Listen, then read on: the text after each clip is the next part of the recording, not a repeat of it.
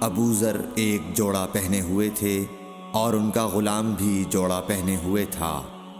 سبب دریافت کیا گیا تو کہنے لگے کہ میں نے ایک شخص یعنی غلام کو برا بھلا کہا تھا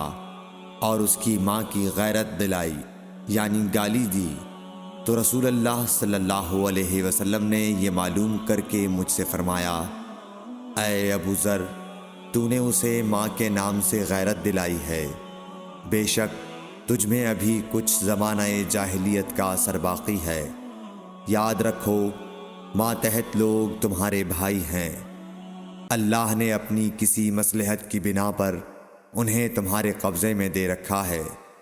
تو جس کے ماتحت اس کا کوئی بھائی ہو تو اس کو بھی وہی کھلائے جو آپ کھاتا ہے، اور وہ کپڑا اسے پہنائے جو آپ پہنتا ہے، اور ان کو اتنے کام کی تکلیف نہ دو کہ ان کے لیے مشکل ہو جائے، اور اگر کوئی سخت کام ڈالو تو تم خود بھی ان کی مدد کرو۔ صحیح بخاری حدیث نمبر 31۔